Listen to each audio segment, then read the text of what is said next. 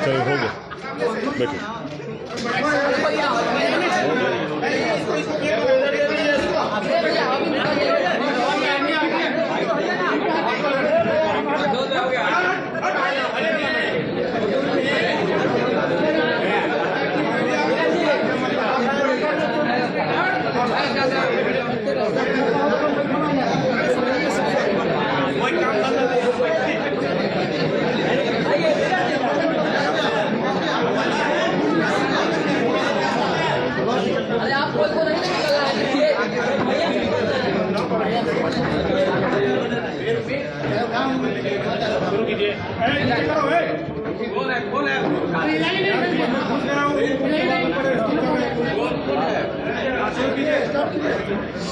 चलिए, सबसे पहले आप सभी को बहुत बहुत धन्यवाद कि आप लोग इतनी सुबह में आए हैं। एक गरीब पिछड़ा का बेटा को आवाज़ को पूरी दुनिया तक सुनाने के लिए, इसलिए विशेष तौर पे आपको धन्यवाद देता हूँ मैं। साथ ही जो कल तक हमारे विधायक थे उनको भी शुभकामना देते हैं कि वो कल तक हमारे साथ थे, वो फिर अपने निर्णय बदले हैं, वो जहाँ पे भी गए हैं उनको शुभकामना है। उसके साथ साथ भारतीय जनता पार्टी को भी शुभकामना देते हैं कि 74 विधायक बनाने में सनत मोल्ला का योगदान था और हम लोगों ने मिलकर उनको 74 विधायक बनाए और उसके बावजूद भी बिहार में 2 नंबर की पार्टी बनी और उसके बाद हमारे 3 विधायक मिलाने के बाद वो अभी 77 हो गए और बिहार का 1 नंबर का पार्टी हो गए, बड़ी पार्टी बन गए। जो पार्टी देश का, दुनिया का सबसे बड़ा पार्टी, वो पार्टी कहीं ना कहीं एक अति पिछड़ा का बेटा, मल्ला का बेटा के सहयोग से 74 पहुंचे और 74 से 77 पहुंचे। और इसके लिए मैं विशेष तौर पे भारतीय जनता पार्टी को बधाई देता हूं कि आप बिहार के सबसे बड़े पार्टी आप बने हैं, इसके लिए बधाई देता हूं। और विशेष तौर पे बिहार में भारतीय जनता पार्टी के प्रदेश अध्यक्ष संजय जायसवाल जी को भी बधाई देता हूं कि आपने बहुत ही अच्छा काम किया है। लेकिन मैंने कल उनका प्रेस कॉन्फ्रेंस सुना, उन्होंने बहुत ही, जो बात उनको नहीं बोलना था उन्होंने बोला, बहुत झूठ बोला, जबकि वो न 3 में थे न 13 में थे। जब मेरी क्या डील हुआ, ये डील सिर्फ 2 लोगों को पता है, एक सनत मोल्ला को पता है और एक देश के गृह मंत्री श्री अमित शाह जी को ही पता है कि बंद कमरे में क्या डील हुआ। यहाँ तक कमरे के बाहर भी रहने का सौभाग्य संजय जायसवाल जी को प्राप्त नहीं हुआ था, क्योंकि कमरे के बाहर भी खड़ा होकर कान लगा के सुने। और बिहार में किसी भी नेता को ये सौभाग्य प्राप्त नहीं हुआ। हाँ, कुछ जानकारी नित्यानंद राय जी को या हमारे मंगल पांडे जी को थे कि किस तरीके से दिल्ली में क्या बात हो रहा है, ये जानकारी उनको थे। तो इसलिए वो क्या डील हुआ, इतना झूठ फैलाने का आवश्यकता उनको नहीं था। उन्होंने तो विनर बन गया, 3 विधायक को लेकर बिहार का सबसे बड़ा पार्टी बन ही गया, तो उनको झूठ बोलने की क्या आवश्यकता है। तो इसके लिए मैं भारतीय जनता पार्टी को भी शुभकामना देता हूं, हमारे विधायक जो गए हैं उनको भी शुभकामना देता हूं। और मैं आपको बता दूं कि मैं 18 साल की उम्र से मैं संघर्ष कर रहा हूं, अपनी ज़िंदगी को बेहतर बनाने के लिए मैं मेहनत कर रहा था, मजदूरी कर रहा था। एक दिन में 30 रुपया मैं कमाता था, महीने का 900 रुपया महीने का मैं कमाता था। और ये हम अपनी ज़िंदगी में संघर्ष करके मुंबई जैसे शहर में, जहाँ पे रहने के लिए घर नहीं था, जहाँ पे अपने आप को फ्रेश होने के लिए जगह नहीं था, पब्लिक शौचालय में जाना पड़ता था, ऐसी ज़िंदगी मैंने जिया है। फुटपाथ पे मैंने खाना खाया है, फुटपाथ पे अपनी ज़िंदगी को बिताया है और वहीं से हमने संघर्ष करके मुंबई जैसे शहर में भी अपनी एक अच्छा मुकाम मैंने बनाया। और उसके बाद बिहार में मैं आया, अपने लोगों का हक अधिकार के लिए मैंने देखा कि हजारों समस्या है, जहां हजारों समस्या वहीं पे मेरा भी जन्म हुआ था, लेकिन मैंने सोचा कि हमारे अपने लोगों के लिए बेहतर कुछ करें और मैंने मुंबई के ऐशोआराम की ज़िंदगी को छोड़कर बिहार में आया। आपने देखा कि कितना मैंने संघर्ष किया, कितनी मैंने लड़ाई लड़ा, लाठी डंडा खाया, 7 दिन तक अनशन पर बैठा। जितना मुझे मेहनत करना था मैंने किया और मेहनत करने के बाद 2020 में अच्छी तरीके से एक मुकाम मिला। माननीय मुख्यमंत्री नीतीश कुमार जी के नेतृत्व में बिहार में काम करने का मौका मिला और लोगों को ये हजम नहीं हुआ कि उन देखे कि ये व्यक्ति संघर्ष के दम पर जब हमें 11 सीट देने पे मजबूर कर सकता है तो ये लड़का आने वाले समय में बहुत मेहनत करेगा और शायद 11 सीट पे इनकी समझौता नहीं होगा, शायद 100 पे समझौता हो। तो उन्होंने ये देखा कि इसको कैसे रोका जाए, तो उन्होंने रोकने का काम किया है। और हम तो कुछ भी हाथ में नहीं था, जीरो में था। संघर्ष करना मैंने सीखा और संघर्ष के बदौलत मैं यहाँ पे आया हूँ। क्या मैं अपने समाज के लिए आरक्षण मांग रहा हूँ, मैं गुनाह कर रहा हूँ? क्या मैं अति पिछड़ा समाज को हक अधिकार दिलाना चाहता हूँ? जितने उनकी संख्या है उतने में उनको आरक्षण दिलाना चाहता हूँ, मैं क्या गुनाह कर रहा हूँ? क्या मैं कर्पूरी ठाकुर जी का सपना पूरा करना चाहता हूँ, क्या मैं गुनाह कर रहा हूँ? क्या मैं चाह रहा हूँ कि देश में जातिगत जनगणना हो, उसके लिए मैं क्या गुनाह कर रहा हूँ? तो मैं हर चीज़ में मुखर के अपनी बात को रखता था, मैं अपने काम को कर रहा था, लेकिन लोगों को लगा कि ये बड़ा हीरो हो जाएगा, काम करेंगे। कल ही हमने बेतिया में करबरा सरैया मन है 348 एकड़ का, जो 20 साल से विभाग प्रयास कर रहा था कि ये विभाग में ट्रांसफ़र हो जाए, लेकिन मैंने कल ही कैबिनेट से पास कराया और विभाग में हमने ट्रांसफ़र किया। वो मन में झील में कम से कम 10,000 परिवार का घर गुजर बसर हो सकता है, खास करके मछुआरा भाई का। तो मैं उनके लिए काम कर रहा हूँ। आज बिहार में 32,000 तालाब है, जिसमें से 15,000 तालाब से अधिक तालाब पे कब्जा हो चुका है, अतिक्रमण हो चुका है। मैं उसके लिए प्रयास हूँ, अलग से टीम बना के उसको मैं चाहता हूँ कि अतिक्रमण मुक्त कराऊँ। तो लोगों को लगता है कि ये काम करने के बाद कहीं ना कहीं इस समुदाय में हीरो बन जाएंगे। तो इसलिए लोगों ने रोकने का काम किया है और मैं मजबूती से आगे बढ़ रहा हूँ। मेरी ज़िंदगी में तो बचपन से ही संघर्ष है। जो आज हुआ है, ऐसी बात नहीं था कि मुझे अंदाज़ा नहीं था, मुझे सब पता था कि मैं जो लड़ाई लड़ रहा हूँ उसमें कुछ भी हो सकता है। कुछ लोग चाहते हैं कि मैं ऐसा आदमी बना कर रखूँ कि जिनको मैं बोलूँ कि उठो तो उठेंगे, बोलूँगा बैठो तो बैठेंगे। तो ये पहले हुआ करता था किसी कालखंड में। समाज में कुछ ऐसे नेता था जिनको अपने आप पे भरोसा नहीं था, इसलिए वो ऐसे करते थे कि किसी के कहने पे सुनने पर उठते थे और बैठते थे।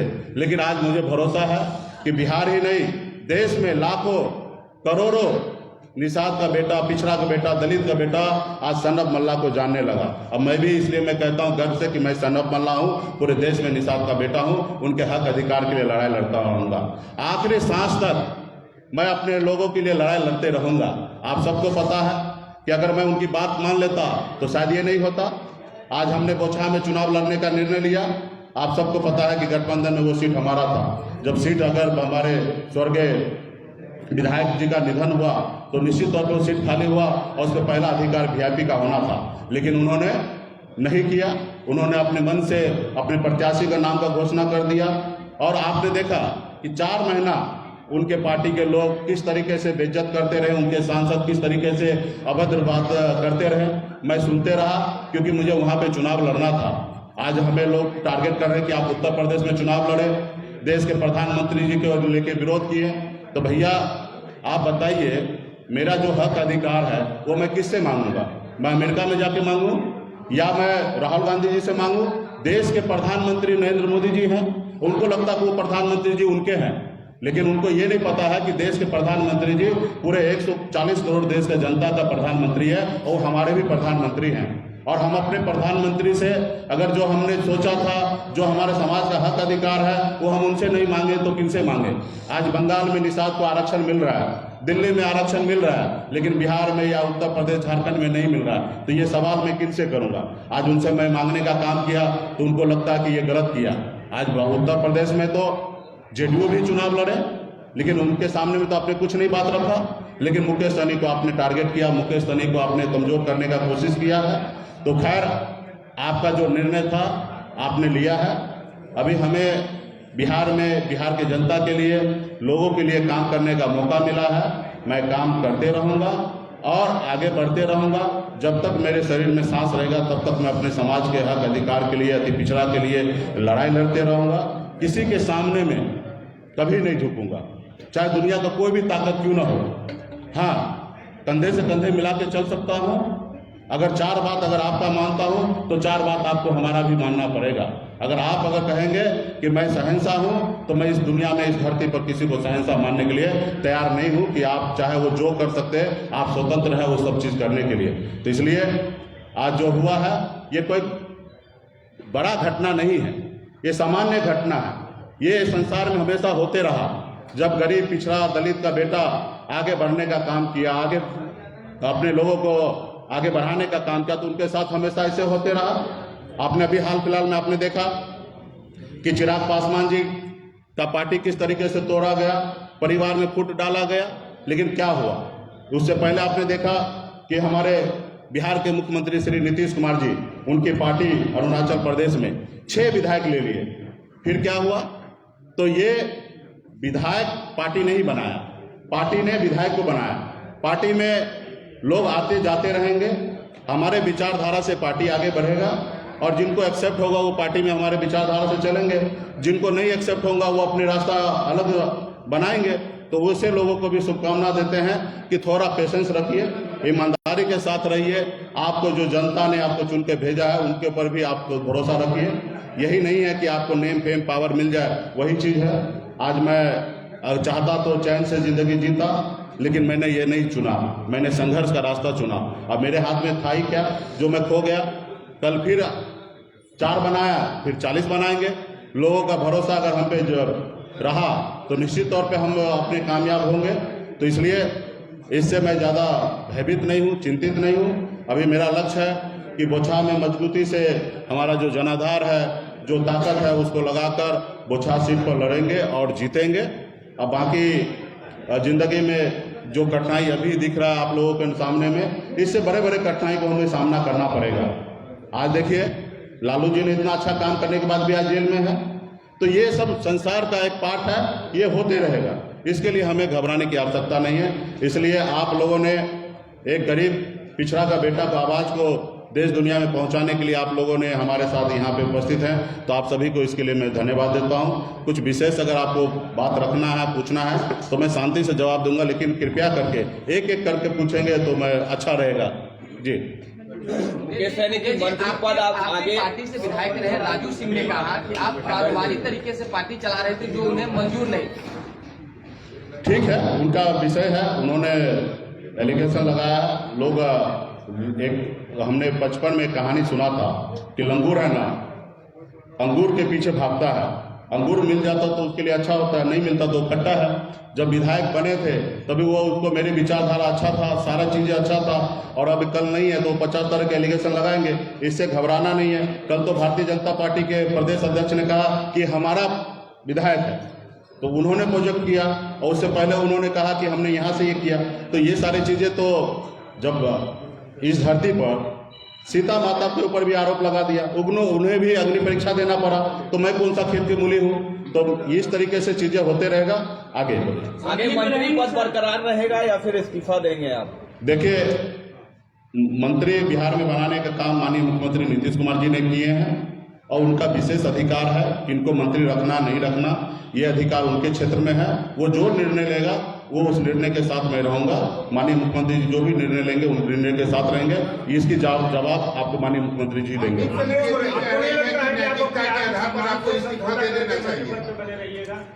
देखिए, हमारे विधायक कहीं गए, यही स्पष्ट हो रहा है, विधायक भी यही बोल रहे हैं। तो वो गए क्योंकि हमें तो अपने समाज के गरीब लोगों के हक अधिकार के लिए लड़ाई लड़ना, उनके लिए काम करना। अगर मैं कल मंत्री नहीं रहता तो 348 एकड़ का जलकर आजकल हमारे विभाग में ट्रांसफर नहीं होता। कल ही कैबिनेट हुआ, तो आज उससे 10,000 परिवार का घर चलेगा। तो मैं ऐसा कोई काम नहीं करना चाहता हूँ जिसमें हमारे समाज का कोई ब्रेक हो। बाकी रहा कि जो लोग, कुछ लोग तो सोचते ही हैं इनको हटाएंगे, कुछ लोग तो चाहते हैं इसको रास्ते से हटाएंगे, तो वो लोग को काम करने दीजिए, कुछ काम तो उनको भी छोड़ दीजिए ना। हमको जो काम है उनको हमको करने दीजिए, कुछ काम उनके ऊपर छोड़ देते हैं ना कि वो क्या करते हैं। बीजेपी की डील हुई थी आपकी कि दिल्ली में 6 महीने के बाद जब सरकार बनेगी तो आप विलय करेंगे। यही बात, मुजफ्फरपुर सांसद का यही बात हमने पहले कहा ना कि बंद कमरे में 2 ही लोग थे, गृह मंत्री जी थे और मैं था। उस बीच में जो भी डील हुआ 2 ही लोगों को पता है, और बिहार के कोई भी नेता गेट तक भी जाने का उनका ये नहीं था कि कान लगा के सुनेंगे। तो ये बात को स्पष्ट माननीय गृह मंत्री जी कर देंगे तो ये बात को मैं भी सत्य मान लूंगा। इस बात को गृह मंत्री जी को जिस तरीके से संजय जायसवाल जी बोले हैं या अन्य नेता बोल रहे हैं, वही बात को गृह मंत्री जी अगर सामने आके मीडिया के सामने बोल देंगे तो इस बात को 100% सच मान लूंगा और इसके आगे एक भी शब्द नहीं बोलूंगा। देखिए, हमारे साथ पूरे बिहार की जनता है और हमारे अपने लोग हैं और निश्चित तौर पे सबका सिंपैथी हमारे साथ है। क्या आप हमारे साथ नहीं हैं? आप भी हमारे साथ है, इसलिए आपने एक गरीब पिछड़ा का बेटा को आवाज को पूरी दुनिया में सुनाने के लिए आप आए हैं, तो आप भी मेरे साथ हैं। वही है, कुछ लोग सामने से होंगे, कुछ लोग पीछे से होंगे, कुछ लोग घर पे से होंगे, कुछ लोग दिल में रखेंगे, यही होगा। बीजेपी के लगभग नेता ऐसा क्यों कह रहे हैं कि नैतिकता के आधार पर आपको इस्तीफा दे देना चाहिए? बीजेपी का नेता को नैतिकता के आधार पे हमें इस्तीफा दे देना चाहिए, उनके मुंह से शोभा नहीं देता है। जो व्यक्ति बिहार में सबसे बड़ा पार्टी किसी को छीन कर बनना चाहता हो, वो व्यक्ति को ये बोलने का शोभा नहीं देता है। 2 महीने बाद आप एमएलसी नहीं रहे, उसके बाद भी आप 6 महीने मंत्री रह सकते हैं। क्या जदयू और राजद की तरफ से कोई भरोसा दिलाया गया है? देखिए, राजनीति है, राजनीति में हम काम करना जानते हैं और आगे का रास्ता भी बनाना जानते हैं। आगे का रास्ता क्या होगा वो आप लोगों से छिपेगा नहीं। हम आगे काम करते रहेंगे, संघर्ष करते रहेंगे, चाहे वो 1 साल में हम अपने संघर्ष को पूरा कर ले, 2 साल में कर ले या 13 साल में कर ले, हम अपने संघर्ष के रास्ते पर रहेंगे, संघर्ष करेंगे। क्या आपको लगता है कि यूपी चुनाव में आपने बहुत बड़ी गलती की? नहीं, मैंने कोई गलती नहीं किया। उत्तर प्रदेश जाके, उत्तर प्रदेश में हम अपने समाज को लाखों लोगों का भरोसा मैंने जीता है। हमारे जो एजेंडा है, मुद्दा है, उसको साथ में खड़ा हूँ और उसके लिए अगर जो भी मुझे कुर्बानी देना पड़े उसके लिए मेरे को अफसोस नहीं है। बीजेपी अब क्या किया आपके साथ? देखिए, एक गरीब पिछड़ा का बेटा को लोग पीठ में छुरा भोंके या सीने में खंजर भोंके, जिनको जो भोंकना है वो भोंकते रहे। हम हमारे आखिरी सांस तक हम लड़ाई लड़ते रहेंगे, अपने आखिरी सांस तक लड़ाई लड़ते रहेंगे, अपनी मंजिल को प्राप्त करेंगे। संजय जायसवाल का ये कहना है कि बोचहा में जो आपकी डील हुई थी उस समय 11 सीटों की, उसमें बेबी कुमारी को आप टिकट देने वाले थे, लेकिन रातों रात आपने फैसला बदला और भाजपा उसी का बदला अभी ले रही है। संजय जायसवाल ने कल ये बात कही। ठीक है ना, हमने कहा ना कि जो भी डील हुआ वो माननीय गृह मंत्री जी को आगे बोलना चाहिए। डील क्या हुआ वो मुझे पता है। वो डील को अगर मैं इस जगह सार्वजनिक कर दूंगा तो मुझे लगता है कि देश के लिए अच्छा नहीं होगा, तो इसलिए वो डील को हम यहाँ पे नहीं बोलेंगे तो वही ज़्यादा अच्छा होगा। हम अपने रास्ते चलेंगे और उनको लगता है कि ऐसा डील हुआ तो वो सामने से गृह मंत्री जी भी बीच में थे, वो उनको आगे बोलना चाहिए। केस कहीं टूटे हैं या मजबूत हुए? आप लोग की इधर से भी कुछ आपका मैडम सवाल बोलिए। हाँ, बीजेपी से पंगा बहुत महंगा पड़ रहा है, ऐसा लग रहा है क्या मुझे? अरे, हम लोग तो पंगा लेने वाले ही लोग हैं। उस कुल खानदान से आते हैं कि हमारे लोग, हमारे पूर्वज श्री रामचंद्र जी को नैया पार लगा दिए हैं और हम अपने नैया को किसी और के भरोसे नहीं छोड़ने वाले। रहा कि हम लड़ाई लड़ने के लिए तैयार हैं किसी से भी। आपने हमारे फूलन देवी को आपने सुना होगा उनके बारे में, एक छत्र चंबल में उनका ताकत था, लोगों ने किस तरीके से उसको साइड किया, किस तरीके से अत्याचार किया। तो ये हम लोगों के साथ हमेशा ऐसे होते रहा है और मैं अपने वजूद से कभी समझौता नहीं किया है। चलिए, बहुत बहुत धन्यवाद आप लोगों का। समाप्त हो गया। धन्यवाद। लगातार आपने कहा